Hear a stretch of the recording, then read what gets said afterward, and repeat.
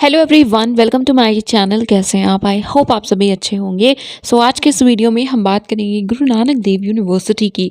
Again A++ grade इन्हें NAAC की तरफ से मिला हुआ है एंड इनकी तरफ से इनवाइट किए गए हैं एप्लीकेशंस फॉर PhD। उसी को हम इस वीडियो में डिस्कस करेंगे।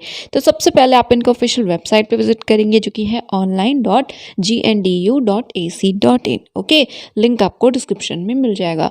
जब आप स्क्रॉल करेंगे तो यहाँ पे आपको एक न्यूज़ दिख रही है, अपडेट दिख रहा है जो कि है revised schedule of PhD admission December 2022। तो यस, उसी पे क्लिक करके आप नोटिफिकेशन को डाउनलोड कर सकते हैं। तो चलिए हम भी देखते हैं इसे ओपन करके। ये है नोटिफिकेशन। देखिए, एंट्रेंस टेस्ट के लिए नोटिफिकेशन आया है, ठीक है, जनवरी 2023 PhD एलिजिबिलिटी टेस्ट। यहाँ पे कुछ कैंडिडेट्स एग्जेम्प्टेड होते हैं। कौन कौन से? तो अगर आपके पास UGC नेट है, CSIR नेट है, JRF है, then slate, gate, GPAT, ICR, inspire fellowship है, राजीव गांधी फेलोशिप अवॉर्डी हैं आप, टीचर फेलोशिप होल्डर हैं, डायरेक्ट फेलोशिप अवॉर्डीज हैं, JRF हैं किसी भी एजेंसी की तरफ से। देन यहाँ MPhil भी लिखा हुआ है, लेकिन MPhil सिर्फ इसी यूनिवर्सिटी से, राइट। MPhil है फ्रॉम GNDU, या फिर वैलिडिटी सर्टिफिकेट है क्वालिफाई करने का इनका एंट्रेंस टेस्ट। ये जो एंट्रेंस टेस्ट या एलिजिबिलिटी टेस्ट है, इसकी वैलिडिटी 2 इयर्स की होती है। तो अगर आप इसे क्वालिफाई करते हैं तो आपको एक सर्टिफिकेट मिलता है। वो 2 इयर्स के लिए वैलिड होता है।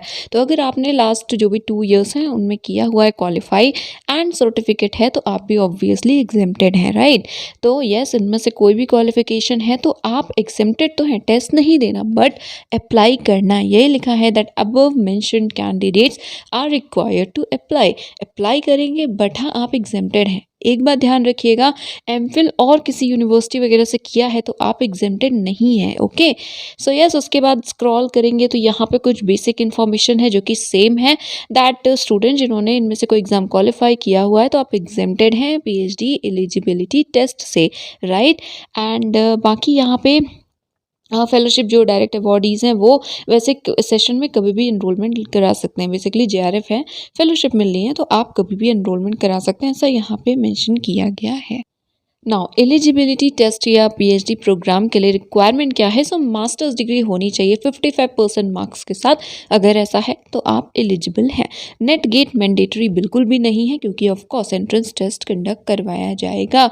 इंपॉर्टेंट नोट है, तो देखिए, अगर आपने डिस्टेंस एजुकेशन से या ODL बोर्ड से लेटरल एंट्री स्कीम के तहत आपने किसी गवर्नमेंट चाहे वो सेंट्रल यूनिवर्सिटी हो, स्टेट यूनिवर्सिटी हो, या कोई और गवर्नमेंट ऑर्गेनाइजेशन हो, डीम प्राइवेट हो, या फिर रेगुलर मोड से आपने ये सारी चीज़ें क्वालिफाइंग एग्जाम किया, ठीक है, मतलब मास्टर्स डिग्री, तो या फिर इनमें से कुछ, या फिर रेगुलर मोड से किया है बट किसी डीम्ड या प्राइवेट यूनिवर्सिटी से, तो आपको जो आपका इक्वलेंस है ना अपने क्वालिफाइंग एग्जाम का, वो पहले चेक करना होगा। तो यहाँ पे लिखा है, आप या तो फॉलो कर लीजिएगा, जब वेबसाइट पे जाएंगे लिंक्स में आपको डेस्क वगैरह के ये ऑप्शंस मिलेंगे, इसको एक्सप्लोर कर लीजिएगा, या फिर आप डायरेक्टली इक्विवेलेंस सेक्शन जो है जनरल ब्रांच एडमिन ब्लॉक का, तो वहाँ पे कांटेक्ट कर सकते हैं। बिना कांटेक्ट करिए मत अप्लाई करिए, क्योंकि सपोज आप कर देते हैं, बाद में ऑफकोर्स चेक करने पे अगर ऐसा मिलता है कि आप एलिजिबल नहीं हैं, तो आपको आपका जो ऑफकोर्स कैंडिडेचर है वो रिजेक्ट कर दिया जाएगा, राइट। यस, ये इंपॉर्टेंट पॉइंट था। फिर यहाँ पे एलिजिबिलिटी टेस्ट से रिलेटेड इंफॉर्मेशन है। ऑफलाइन मोड से होगा, आपको इनके कैंपस जाना होगा। ऑर्डिनेंस देख लीजिएगा, सभी रूल्स वही फॉलो होते हैं। एंड सीट्स की इन्फॉर्मेशन अभी तक तो नहीं बताई गई है। नेक्स्ट यहाँ पे है कि मिनिमम जो क्वालिफाइंग मार्क्स होंगे एलिजिबिलिटी टेस्ट के, सो दैट आप क्वालिफाई कर पाएँ, वो है 55% एंड रिजर्व कैंडिडेट्स के लिए है 50%, ठीक है। इतने मार्क्स होंगे तभी आपको सर्टिफिकेट मिलेगा, वैलिडिटी सर्टिफिकेट, एंड आप फर्दर जो इंटरव्यू है उसके लिए क्वालिफाई करेंगे। ओके, नेक्स्ट, यस, बाकी ये सिर्फ क्वालिफाइंग एग्जाम होगा, सो दैट आप जो फर्दर स्टेप्स हैं उसमें पार्टिसिपेट कर पाएँ। एंड नेक्स्ट यहाँ पे वैलिडिटी है जो कि मैंने बताया 2 इयर्स के लिए होती है। And course work of course आपको करना पड़ेगा, तो आपको कोर्स वर्क से कोई भी एक्सेम्पशन नहीं मिलेगी, सबको कोर्स वर्क करना है। ये पार्ट टाइम फुल टाइम सभी के लिए होता है, कोर्स वर्क करना होता है।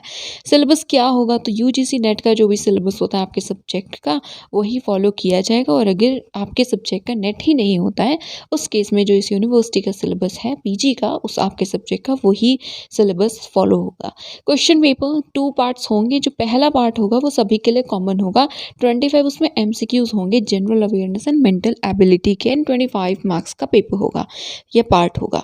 पार्ट 2 जो होगा वो आपके सब्जेक्ट का होगा। इसमें 50 क्वेश्चंस तो ऑब्जेक्टिव टाइप्स होंगे, एमसीक्यूज होंगे 1-1 मार्क के, बट साथ में शॉर्ट टाइप क्वेश्चंस भी होंगे। तो 5 क्वेश्चंस शॉर्ट टाइप होंगे एंड सभी 1-1 मतलब 5-5 नंबर का 1-1 क्वेश्चन होगा, ठीक है। नेक्स्ट बाकी यहाँ पे आउट ऑफ 15 लिखा है तो 15 आई थिंक क्वेश्चंस होंगे ओवरऑल, जिसमें से आपको 5 अटेम्प्ट करने होंगे, 5-5 मार्क्स के वो क्वेश्चंस होंगे, ठीक है।